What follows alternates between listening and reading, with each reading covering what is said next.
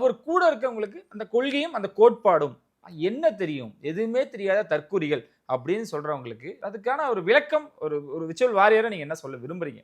கண்டிப்பா Murali. First already பல டைம்ல நான் சொல்லிட்டேன். கொள்கைனா என்ன, கோட்பாடுனா என்னன்னு சொல்லியிருக்கேன். பல நேர்காணல்ல நான் பேசியிருக்கேன்.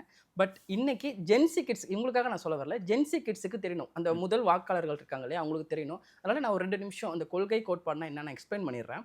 முதல்ல கொள்கை, கோட்பாடு 2ம் ஒண்ணுன்னு நெனச்சுக்கிறாங்க. ம். அது 2ம் வேற வேற. அத வந்து நம்ம ஒரு ட்ரீ இருக்கு இல்லையா? மரம் இருக்குல்ல? மரத்த வச்சு நான் உங்களுக்கு எக்ஸ்பிளைன் பண்றேன். கொள்கை, கோட்பாடு அதுதான் வேர்.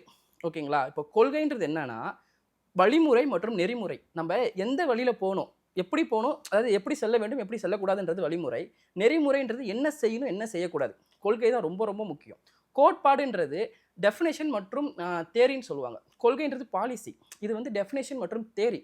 கொள்கைய வச்சு தான் கோட்பாடு வரையறுக்கப்படும். ஓகேங்களா? இப்போ எங்களோட கட்சியில ரொம்ப ரொம்ப முக்கியமான கொள்கை வந்து பெண்ணியல் வளர்ச்சி நான் சொல்லியிருக்கேன். பெண்ணியல் வளர்ச்சின்றது எங்களுக்கு கொள்கை. அதோட கோட்பாடு எப்படின்னா, அந்த கொள்கையிலேருந்து நாங்க கோட்பாடு எடுப்போம். பெண்ணியல் வளர்ச்சிக்கு எப்படி பெண்ணியல் வளர்ச்சிய உண்டாக்க முடியும்னா, தரமான பாதுகாப்பு, தரமான கல்வி, தரமான மருத்துவம், தரமான தொழில் இவற்றையெல்லாம் கொடுத்து, பெண்கள ஆணுக்கு நிகர்ன்னு சொல்லக்கூடாது. ஏன்னா, அப்பயும் நீங்க ஆண்கள ஒரு இடத்துல வைக்கிறீங்க. ஆணும், பெண்ணும் சமம். ஓகேங்களா? அப்படிதான் எடுத்துக்கணும். ஆணுக்கு இணையானன்னு சொல்லி ஆண முன்னிலைப்படுத்தவே கூடாது. பெண்ணும், ஆணும் சமம். அப்படிதான் பயன்படுத்தணும் அந்த வார்த்தை. ஓகேங்களா? ஸோ இப்படி கொண்டு போனா தான் பெண்களுடைய வளர்ச்சி கிடைக்கும். ஸோ கொள்கைன்ற கோட்பாடுன்றது ஒரு மரத்தோட வேர். அந்த வேருக்கு மேல வருது பார்த்தீங்களா? தண்டு.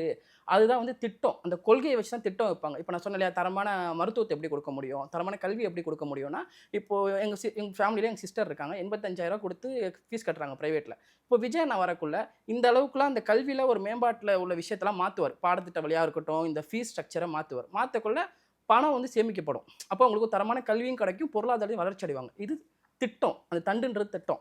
அந்த திட்டத்திலிருந்து அந்த கிளைகள்லாம் விரிது பார்த்தீங்களா? அது செயல்பாடு. செயல்பாடு இருந்தா மட்டும் தான் மக்களோட வளர்ச்சி நடக்கும். இப்போ திட்டத்தில இருக்கு. திமுகல ஒரு திட்டம் இருக்கு.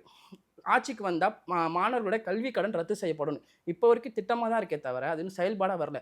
ஆனா, இந்த தண்டுலேருந்து செயல்பாடு கிளைகள் விரியணும். ஸோ செயல் நடந்தா தான் ம். திட்டங்கள் வந்து வெற்றி பெறும். ஓகேங்களா? இப்ப செயல்பாடுனா என்னன்னு உங்களுக்கு புரிஞ்சிருச்சு இல்லையா? அந்த செயல்பாடு மூலமா தான் நமக்கு 3 கிடைக்கும். வளர்ச்சி, முதிர்ச்சி, மகிழ்ச்சி. அந்த வளர்ச்சி, முதிர்ச்சி, மகிழ்ச்சின்றது என்னதுன்னா, பூ, கனி, காய் மாரி.